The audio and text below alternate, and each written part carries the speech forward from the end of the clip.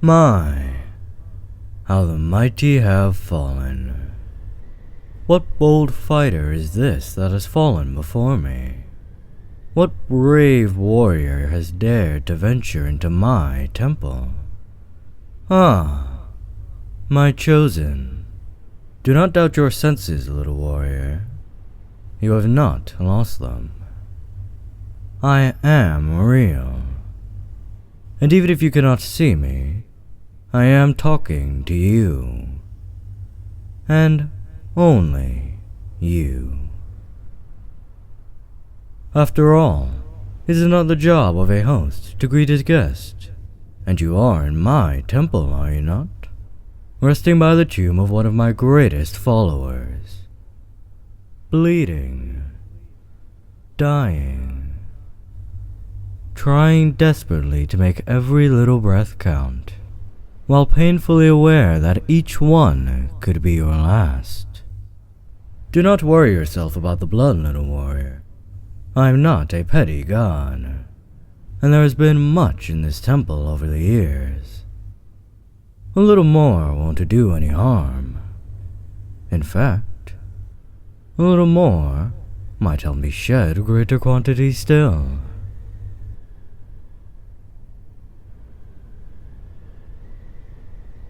Yes, I am a god, and this is my temple, though you are the first to visit in many, many moons.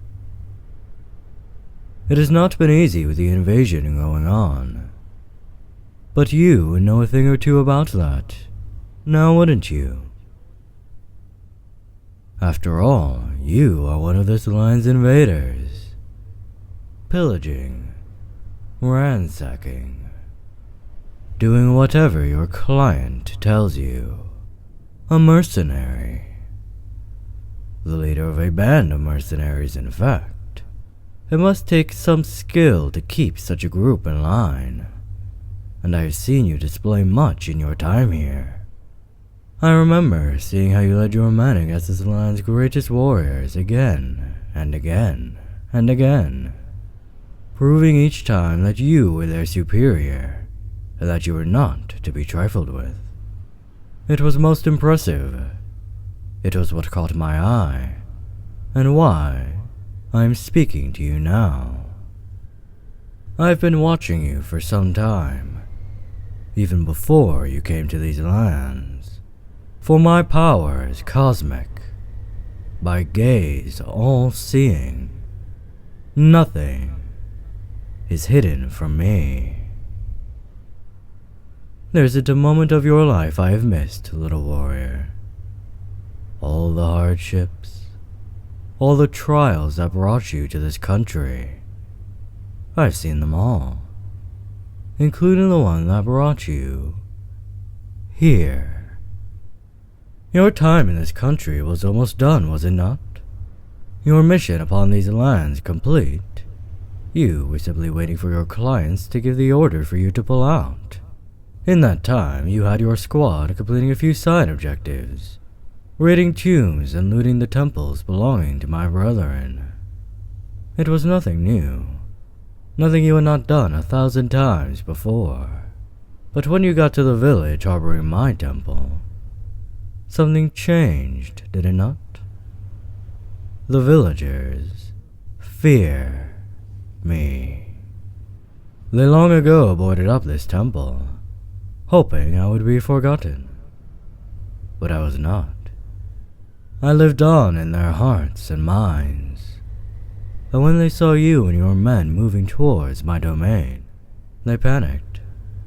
They were frightened about what you might unleash. And rightly so, for I am not a kind god. The sheer ferocity they showed when they fought to keep me imprisoned, I did not know they had it in them. But it was futile, really, and your men did not take the villagers' panic well. They tried to stop them, some far more aggressively than others, and for the first time in your life, for some reason known only to yourself, You tried to do the right thing. After years of living the most violent life imaginable, you gave the order to cease firing, to pull out and leave the village intact. And your soldiers killed you for it. Well, almost. I'm sure you are well aware of the fact that you are dying, little soldier. The wounds in your body are deliciously fatal. I wonder, are they your reward for doing the right thing? Or the punishment for the life you have lived? Has life judged you one way or the other? Which way has the pendulum swung? It is hard to tell, is it not? And that is not the only thing. I wonder, what was crawling through your mind whilst you were doing the same across the desert? What compelled you to enter my temple? Was it delirium? Or something more? Perhaps you wanted to spend your last moments praying, begging forgiveness. I bet you didn't expect to get an answer. Now did you? But I have something far more than an answer, little warrior. I have an offer. I've spent far, far too long in the shadows, feeling my power wane as the people forget about me one by one.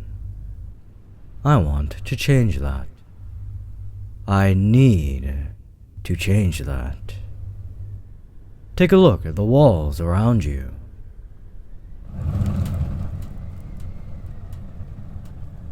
See their story?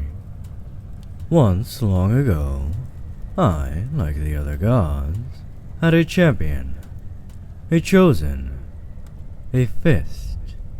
Whichever term you prefer, really. They all mean the same thing. Someone that could do my work upon this world, spread my influence in ways that I cannot.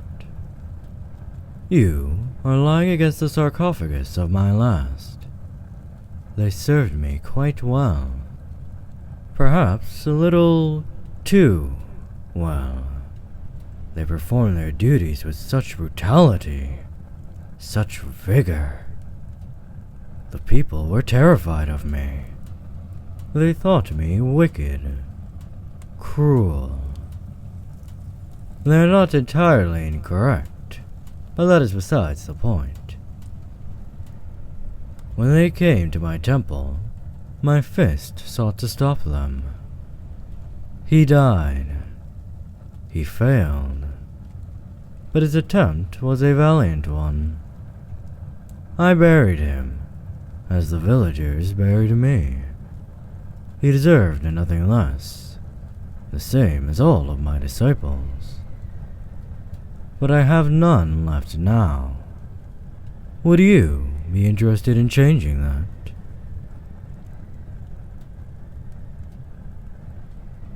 So bold for someone in your position, but I shall allow it.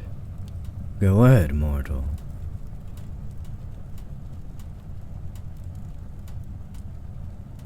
Interesting. Your knowledge of this country and its religions is sorely lacking, mortal. I think my domain will be of great interest to you. I am a god of many things. Chief among them, vengeance.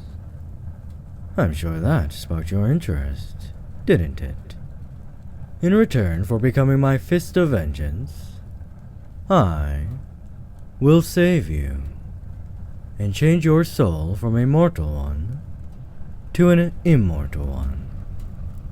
I will remove your injuries with a wave of my hand and make it like they never existed. Your wounds will be healed, your scars repaired, and your body will be enhanced beyond mortal limits. You will be more than able to take revenge upon those that have wronged you. There is, of course, the caveat that you will be in my service, required to perform my duties.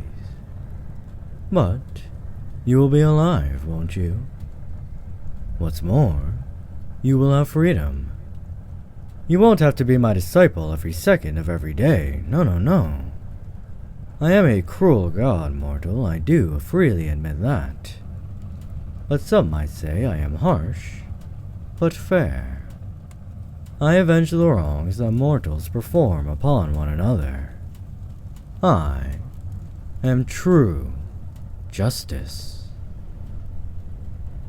But if it is concern for the village that fills your mind, mortal, worry not.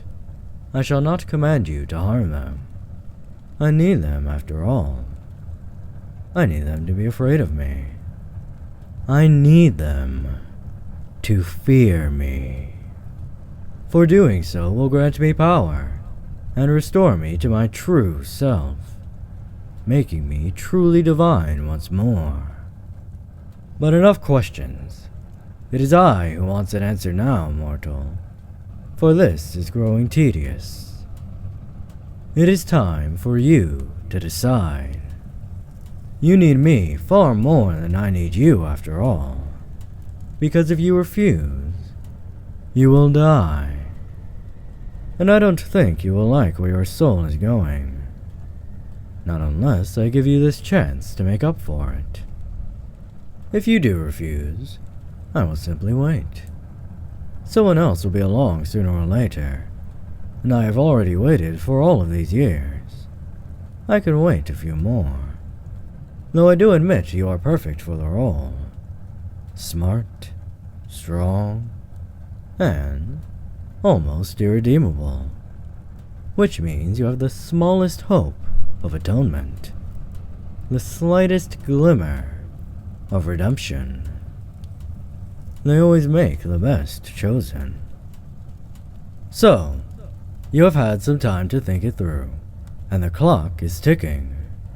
You would already be dead if I had not stopped your bleeding. But now, it is starting once again. The blood is trickling, mortal. The pendulum swinging. So, what will it be? Of course you will. You would be foolish to refuse, and that is one thing you most certainly are not. Very well, mortal. Or should I say, my disciple. Rise.